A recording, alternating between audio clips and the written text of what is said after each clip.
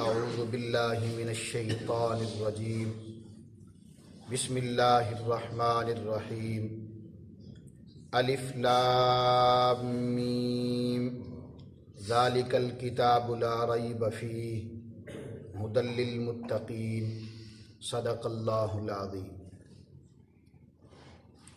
الف لام میم، اس کا معنی اللہ ہی جانتے ہیں۔ یہ کتاب ایسی ہے کہ اس میں کوئی شک نہیں، یہ ہدایت ہے ڈر رکھنے والوں کے لیے۔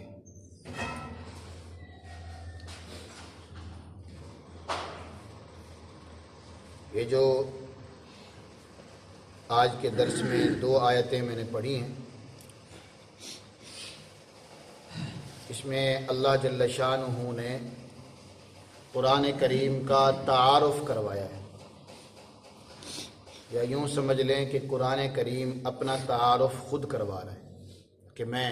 کون ہوں، کیا ہوں۔ پہلی آیت یہ ہے الف لام میم۔ الف لام میم کا کیا معنی ہے؟ تو رئیس المفسرین حضرت عبداللہ بن عباس رضی اللہ تعالیٰ عنہ ارشاد فرماتے ہیں، الف سے مراد انا، عربی کا لفظ انا، انا کا معنی میں، لام سے مراد اللہ، اور میم سے مراد اعلم، انا اللہ اعلم، میں اللہ ہی سب سے زیادہ جاننے والا ہوں۔ الف لام میم کا معنی میں اللہ ہی، یہ معنی نہیں، مطلب اشارہ ہے، یہ اس کا معنی نہیں۔ الف سے اشارہ ہے انا کی طرف، لام سے اشارہ ہے اللہ کی طرف، اور میم سے اشارہ ہے اعلم کی طرف کہ میں اللہ ہی سب سے زیادہ جاننے والا ہوں۔ اور امام خلیل اور امام سیبویہ رحمہم اللہ اور دیگر حضرات فرماتے ہیں کہ الف لام میم یہ سورۃ البقرہ کا ایک نام ہے، یہ ایک نام سورۃ البقرہ ہے، ایک نام اس کا الف لام میم ہے۔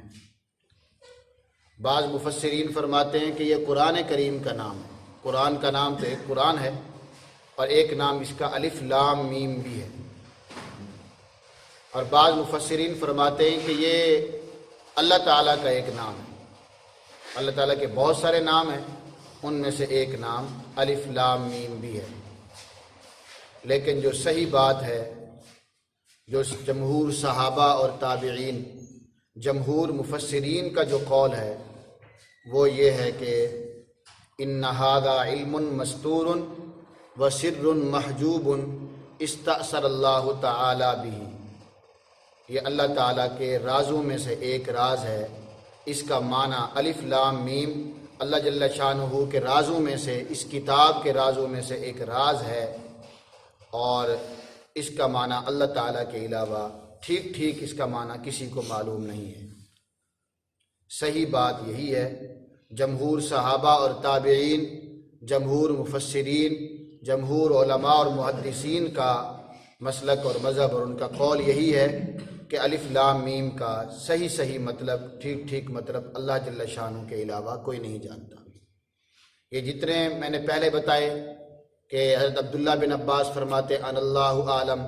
کسی نے کہا یہ سورۃ البقرہ کا نام ہے، کسی نے کہا یہ اللہ جل شانہ کا نام ہے، کسی نے کہا کہ یہ قرآن کریم کا ایک نام ہے، تو یہ ایک مطلب ضنی قول ہے، یہ کوئی یقینی بات نہیں ہے۔ یقینی طور پر 100% یقین کے ساتھ کوئی نہیں کہہ سکتا کہ الف لام میم سے کیا مراد ہے۔ تو صحیح بات یہ ہے کہ یہ اللہ تعالیٰ کے رازوں میں سے ایک راز ہے۔ حضرت ابو بکر صدیق رضی اللہ تعالیٰ عنہ فرماتے ہیں لِكُلِّ كِتَابٍ سِرٌّ وَسِرُّ الْقُرْآنِ أَوَائِلُ السُّوَرِ، ہر کتاب میں کوئی نہ کوئی راز ہوتا ہے، راز کی بات ہوتی ہے جو اس کتاب والے کے علاوہ کوئی نہیں جانتا۔ اور قرآن کریم کا راز یہ جو صورتوں کے شروع میں الف لام میم، حامیم، حامیم عین سین قاف، کاف ہا یا عین صاد، یہ جو حروف مقطعات ہیں کتابوں کے شروع، صورتوں کے شروع میں، یہ قرآن کریم کا راز ہے۔ امام عامر شابی رحمۃ اللہ علیہ، کل بھی میں نے ان کا تعارف کرایا، 500 صحابہ کی زیارت کی، وہ فرماتے ہیں کہ یہ اللہ تعالیٰ کا ایک راز ہے، اس کے پیچھے نہیں پڑو، اس کے پیچھے نہیں پڑو۔ تو صحیح بات یہ ہے کہ یہ اللہ تعالیٰ کا ایک راز ہے، اور اس کا ٹھیک ٹھیک مطلب اللہ جل شانہ کے علاوہ کوئی نہیں جانتا۔ اور محدثین اور مفسرین فرماتے ہیں کہ الف لام میم کہہ کر بھی قرآن کریم نے اپنے تعارف کی طرف اشارہ کیا ہے کہ میں معجزہ ہوں، میں معجزہ ہوں، اور اشارہ کیا ہے اس طرف کہ دیکھو یہ کتاب انہی حروف سے مرکب ہے کہ جن سے تم اپنے کلام مرکب کرتے ہو۔ الف لام میم، تم بھی تو اپنے کلام انہی حروف سے مرکب کرتے ہو، تمہارے اشعار، تمہاری باتیں، تمہارے کلام، تمہاری کتابیں بھی انہی حروف سے مرکب ہوتی ہیں۔ لیکن اگر تمہارے پاس، اگر تم اس جیسی کتاب لا سکتے ہو تو لے آؤ۔ عربوں کو چیلنج کیا۔ اس وقت فصاحت اور بلاغت، عربی کی فصاحت اور بلاغت عروج پر تھی،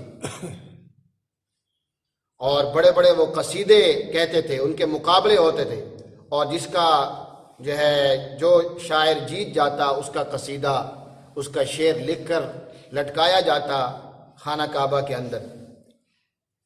تو قرآن کریم نے الف لام میم کہہ کر اشارہ کیا ہے کہ وہی الف، وہی لام، وہی میم جس سے تم اپنے کلام مرکب کرتے ہو، یہ کتاب بھی انہی حروف سے مل کر بنی ہوئی ہے، لیکن اس جیسی کتاب اگر لا سکتے ہو تو لے آؤ۔ پہلے یہ چیلنج کیا، کچھ عرصہ دیکھا، جب یہ نہیں لا سکے تو پھر یہ چیلنج کیا، چلو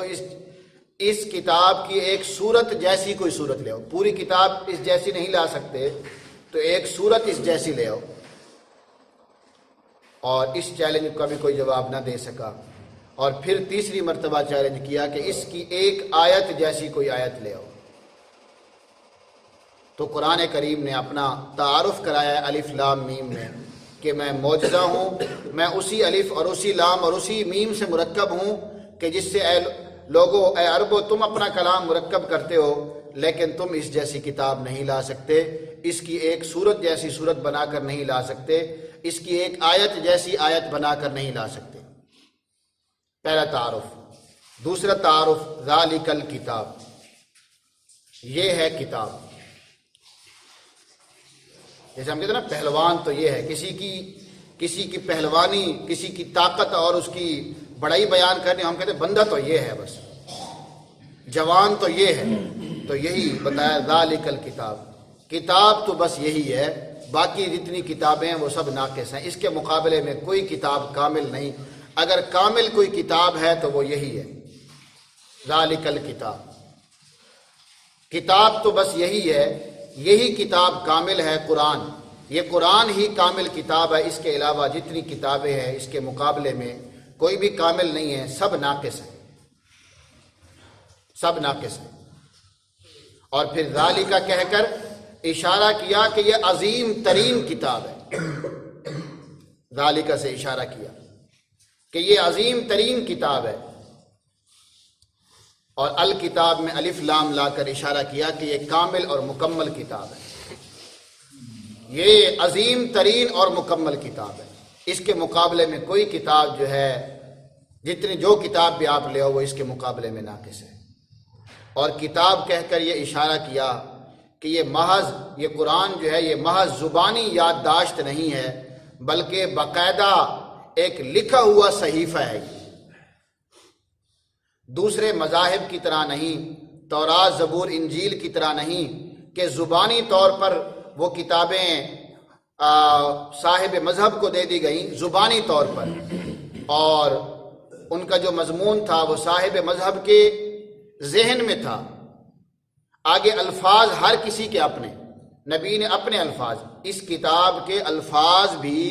اللہ تعالیٰ کی طرف سے اتارے ہوئے، تورات زبور انجیل ان کے الفاظ اللہ تعالیٰ کی طرف سے نہیں اتارے، وہ مضمون اتارا گیا۔ حضرت موسیٰ علیہ السلام، حضرت عیسیٰ علیہ السلام، جو بھی نبی تھے ان پر مضمون اترتا تھا، وہ مضمون ان کے ذہن میں ہوتا تھا، وہ اپنی زبان میں اور اپنے الفاظ میں وہ اس مضمون کو ادا کرتے تھے، اور آگے جو ان کے ماننے والے ہوتے تھے ہر ایک اپنے الفاظ میں۔ بعد میں ایک عرصے بعد جب لکھنے کی نوبت آئی ان کتابوں کو،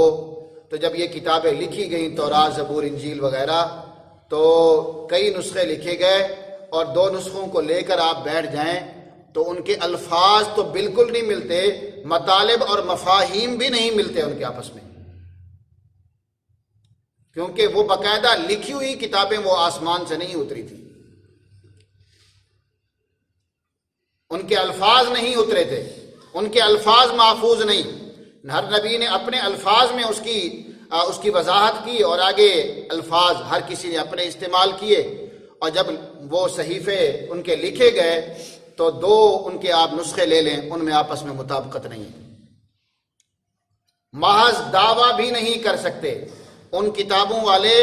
محض دعویٰ بھی نہیں کر سکتے کہ اس کے الفاظ محفوظ ہیں۔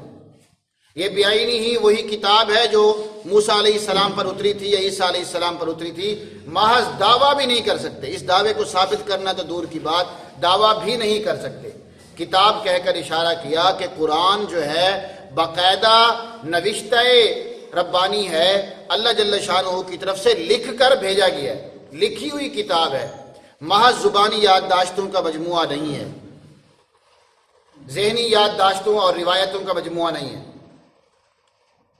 ذالک کہہ کر اشارہ کیا عظیم ترین کتاب، الف لام میم لا کر اشارہ کیا کہ یہ کامل اور مکمل کتاب ہے، کتاب لا کر اشارہ کیا کہ یہ محض زبانی یادداشتوں کا اور روایتوں کا مجموعہ نہیں، باقاعدہ نوشتہ ربانی اور باقاعدہ اللہ تعالیٰ کی طرف سے لکھا ہوا صحیفہ ہے۔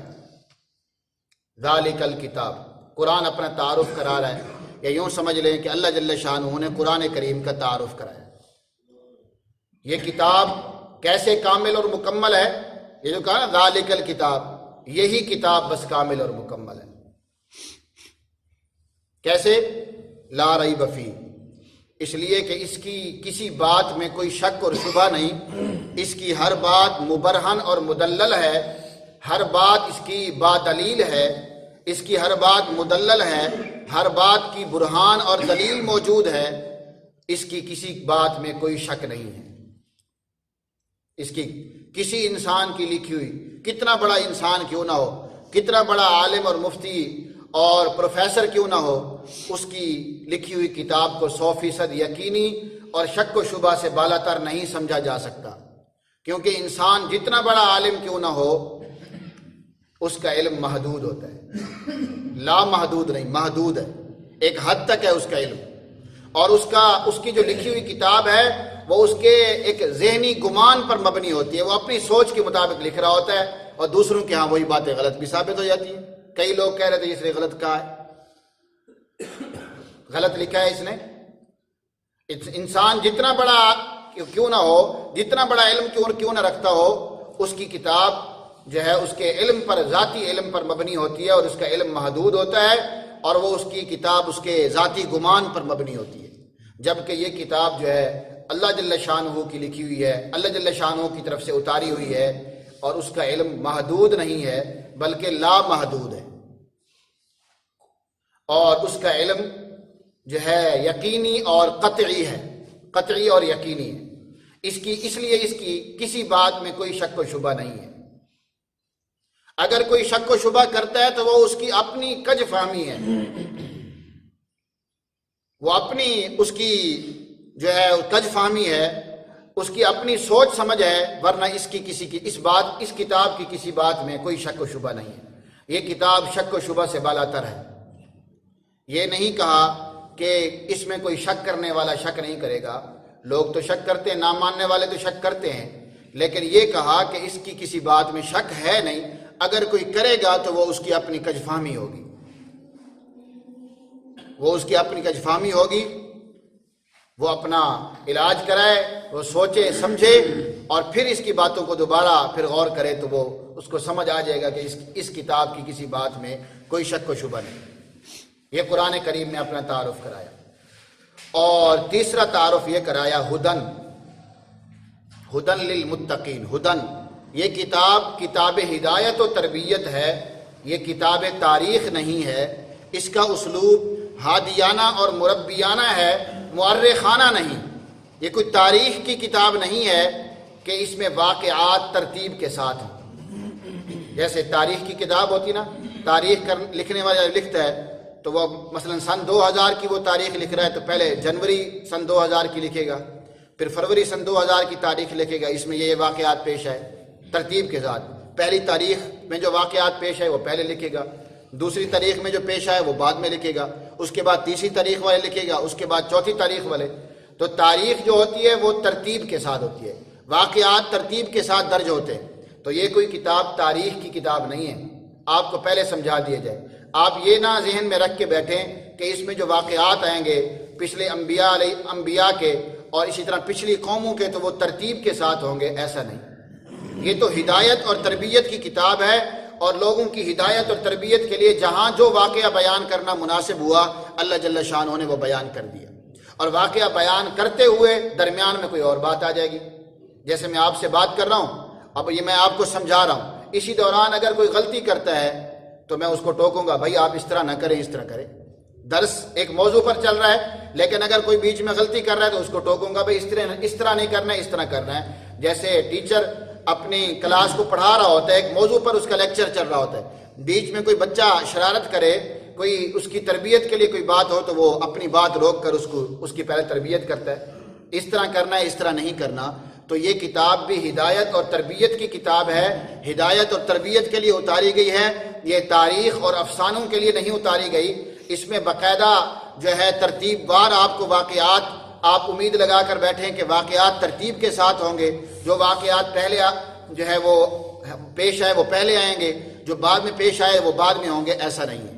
یہ کوئی سائنس اور ریاضی کی کتاب نہیں ہے کہ سائنس کے طریقوں پر اس میں باتیں ہوں یا ریاضی کے طریقوں کے مطابق اس میں باتیں ہوں، ایسا نہیں ہے۔ ہدن کہہ کر اپنا تعارف کرایا قرآن کریم نے کہ میں ہدایت اور تربیت کے لیے اتارا گیا ہوں، میں جو ہے کوئی تاریخ یا افسانہ سازی کے لیے یا واقعات بیان کرنے کے لیے میں نہیں اتارا گیا۔ تو یہ کتاب ہدایت و تربیت ہے، کتاب تاریخ نہیں ہے، اس کا اسلوب ہادیانہ اور مربیانہ ہے، اس کا اسلوب مورخانہ نہیں۔ اور آگے للمتقین، یہ کتاب ہدایت ہے تقوی اختیار کرنے والوں کے لیے، ڈر رکھنے والوں کے لیے۔ ہدایت تو یہ سارے عالم کے لیے، سارے عالم کے سارے انسانوں کے لیے۔ اس لیے ایک جگہ ہے ہدی للناس، شہر رمضان الذی انزل فیہ القرآن ہدی للناس، کہ یہ سارے لوگوں کے لیے ہدایت بنا کر بھیجی گئی یہ کتاب۔ کہیں ہے ہدی للعالمین، تمام جہانوں کے لیے یہ کتاب ہدایت بنا کر بھیجی گئی ہے۔ لیکن اس سے فائدہ وہی لوگ حاصل کریں گے جو حق کے متلاشی ہوں گے، جن کے ذہن میں حق کی تلاش اور طلب ہوگی، جو حق کی طلب اور تلاش کرنا چاہیں گے وہی اس سے فائدہ حاصل کریں گے۔ ہے تو یہ پورے عالم کے لیے ہدایت بنا کر بھیجی گئی ہے، تمام لوگوں کے لیے ہدایت بنا کر بھیجی گئی ہے، یہ ہدایت عامہ ہے، لیکن اس سے فائدہ وہی لوگ حاصل کریں گے کہ جو حق کے متلاشی ہوں گے، جو ڈر رکھتے ہوں گے کل اللہ کے سامنے ہمیں کھڑا ہونا ہے اور اپنے ایک ایک عمل کا جواب دینا ہے۔ اور تو ایسے لوگ جو حق کے متلاشی ہوں، جو اللہ جل شانہ کے سامنے کھڑے ہونے کا ڈر رکھتے ہوں، یہ انہی کے لیے ہدایت ہے۔ جیسے سورج جتنا بھی تیز شعائیں پھینک رہا ہو، جتنا بھی تیز روشنی ہو اس کی، لیکن اس کی روشنی سے فائدہ اسی کو ہوتا ہے جس کی بصارت ہو، جو دیکھ سکتا ہو۔ جو دیکھ ہی نہیں سکتا تو اس کے لیے سورج ہونا نہ ہونا برابر ہے، اس کے لیے تو وہ بھی اندھیرا ہے، دن کے 12 بجے بھی اس کے لیے اندھیرا ہوگا۔ جو دیکھ سکتا ہو اس کو سورج کی روشنی سے فائدہ ہوتا ہے۔ بارش کتنی ہی تیز کیوں نہ برس رہی ہو، لیکن اسی زمین کو فائدہ ہوگا جو بنجر نہ ہو، جو مردہ نہ ہو چکی ہو۔ جو زمین مردہ ہو چکی ہو، بنجر ہو چکی ہو، اس کو کتنی ہی تیز بارش کیوں نہ ہو اس کو فائدہ نہیں ہوگا۔ اور کھانا کتنا ہی اچھا کیوں نہ بنا ہوا ہو، کھانا کتنا ہی اچھا کیوں نہ بنا ہوا ہو، وہی آدمی کھا سکتا ہے جس کو ہیضہ نہ ہو۔ جس کو ہیضہ ہو، جو خود بیماری میں مبتلا ہو، تو وہ کتنا اچھا کھانا کیوں نہ ہو، وہ اس کے لیے کوئی فائدہ مند نہیں ہے، اس کے لیے فائدہ مند نہیں ہے۔ تو جس کے دل مردہ ہو چکے ہیں، جن کے دل بنجر ہو چکے ہیں، ان کے لیے کتاب کیا ہدایت دے گی؟ کتاب تو ہدایت ہے، یہ سب کے لیے ہے، لیکن جس کا دل ہی مردہ ہو چکا ہو، جس کا دل ہی بنجر ہو چکا ہو، تو وہ کیا اس سے فائدہ حاصل کرے گا؟ اس سے وہی لوگ فائدہ حاصل کریں گے کہ جو حق کے متلاشی ہوں گے، جن کے دل زندہ اور آباد ہوں گے، جن کے دل جو ہے وہ مردہ نہیں ہوں گے، بنجر نہیں ہوں گے، وہی فائدہ حاصل کریں گے جو حق کے متلاشی ہوں گے۔ اس لیے فرمایا یہ کتاب ہدایت ہے متقین کے لیے، کہ جو حق تلاش کرنا چاہتے ہیں، حق کی طلب میں ہیں، جو اللہ جل شانہ کے سامنے کھڑے ہونے کا ڈر رکھتے ہیں کہ کل کو ہم نے اللہ جل شانہ کے سامنے کھڑا ہونا ہے اور اپنے ایک ایک عمل کا جواب دینا ہے۔ تو یہ جو میں نے 2 آیتیں پڑھی ہیں آج کے درس میں، اس میں قرآن کریم نے اپنا تعارف کرایا ہے۔ اللہ جل شانہ ہمیں قرآن کریم کو سمجھنے کی اور اس پر عمل کرنے کی توفیق عطا فرمائے۔